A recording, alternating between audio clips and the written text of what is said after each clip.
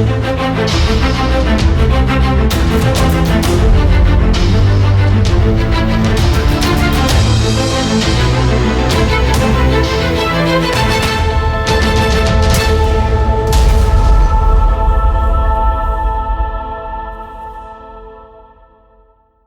guys, it's Shaggy68 from Cold September, bringing you part 2 of how to go wee-wee with backside loons. It was a topic that we had discussed a little bit in the first video I put out, basically because we have some people internally that are looking to define what the difference is between a backside loon base, a backside of cog base, or even what the air attacks are. Now, Castles covers those very well, so I stay away from that a little bit. I'm just here to give a little information to help our team out. And I had a perfect example a couple of wars ago, probably one of the closest wars we've had in a while, from a war that wasn't arranged. Marines versus Marines in USAF was one of the better wars that we've seen from some random match. And our Cold September attacker Bex came in with a go wee wee with backside loons, and I'm gonna tell you a little bit about the why. So let me get my drawing app up here, and let's talk about it a little bit. So what we have is an AQ that's buried super deep, depending on which way you come in. You have all air defenses pretty much covering one side.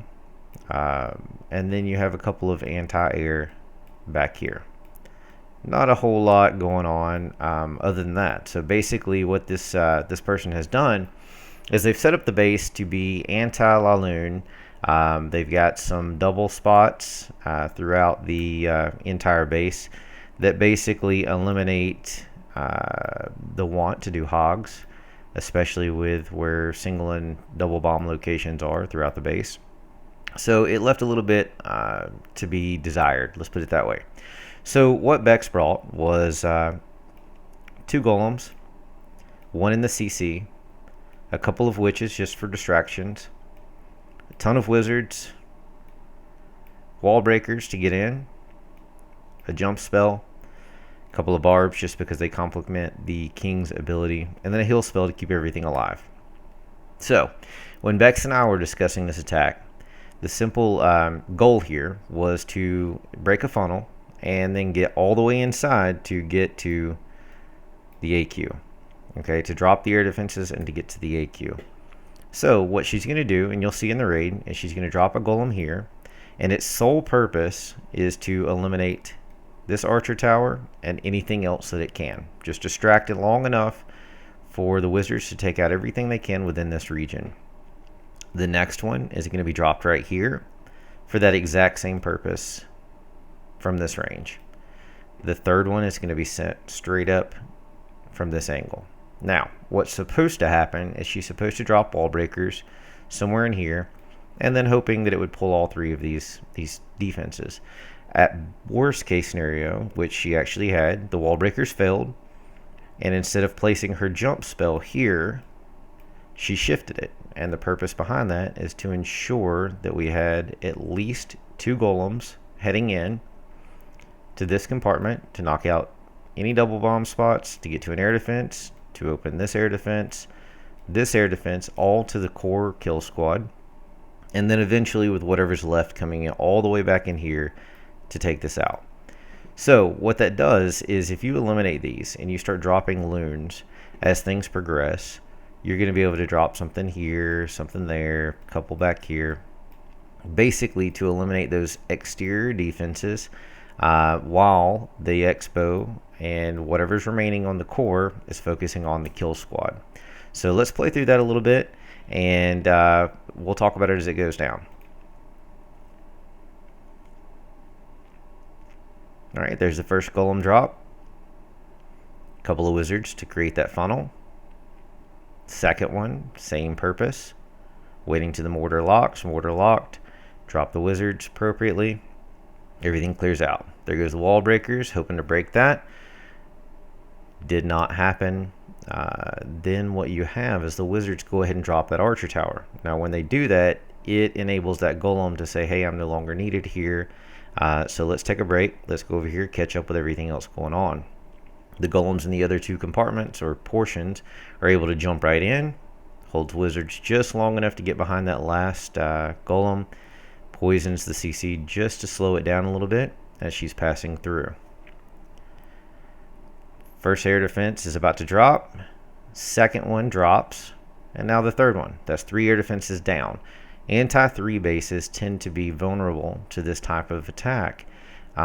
So basically she's going to go on in, she's power housing through the walls, last air defense drops. Now, let's stop here. Everything except this archer tower, which is right here, is locked on either to a ground troop or nothing at this point. So these are starting to focus in, these are starting to focus in. This is a ground, so it doesn't affect anything. This is a ground, so it doesn't affect anything. This is locked in. Tesla's locked in.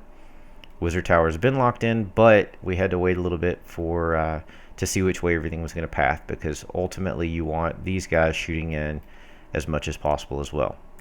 So let's let it continue on and see how these loon drops happen. So it's 2 per tower. You've got 2 per Wiz Tower, unless Archer Tower, unless it's locked in.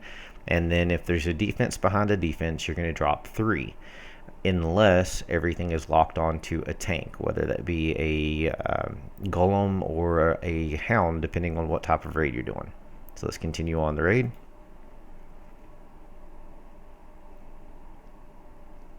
Of course, clearing a couple of air traps. The queen and the wizard help take out that 1 archer tower. The rest of the drops coming in. Additional loon there on the center because everything pathed a little bit funny. And the base is history. So basically at this point there's 1 defense left standing. It's a anti-ground. The queen had plenty of health plus her ability.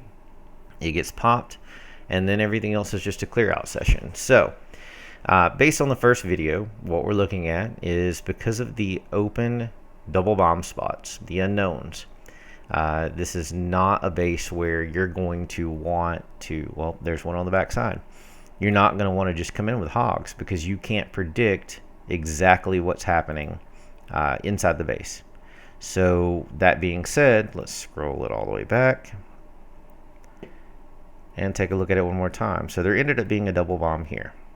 Now, to get to the AQ, if you're coming in with hogs, you could come in from this angle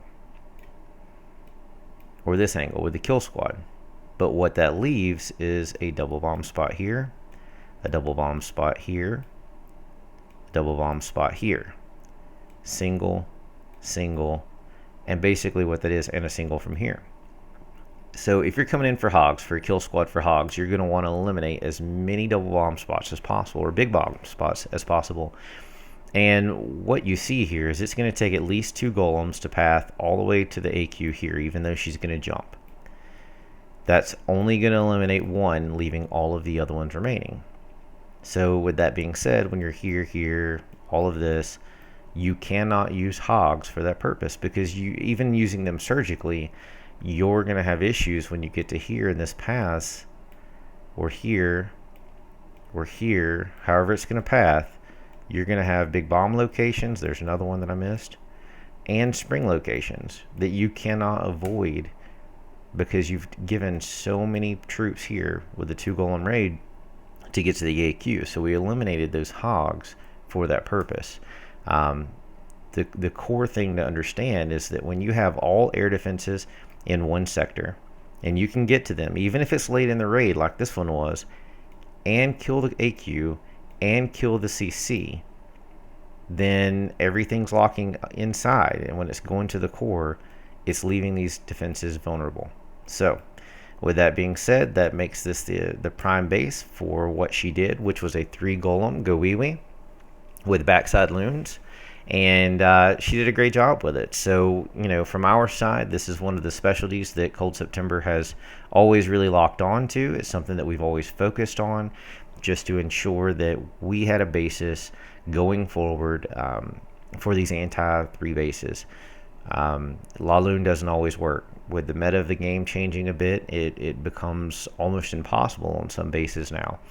Hogs, yes, they're super reliable. Yes, they are a super elite attack, depending on what version you're using, how you're using them, and against what type of base. But they take a great deal of planning, and a great deal of knowledge and timing. It's a skill that not many people have right off the bat. Go wee wee, go wipe. Those are early attack styles that people learn as they're coming into Town Hall 8 and Town Hall 9. There's no sense in losing the ability that you've gained through working over this attack style as you're progressing through the game. There is always a place, whether it's the kill squads that you're using, whether it's the base raid, the base comp, which is in this case all of this and these guys. I mean, that's your base comp, and then the loons are complementary. So it was one of the early things that in Cold September we focused on to learn and to evolve with our raids to ensure that we were successful. Hopefully this helps you be successful also, and good luck until next time.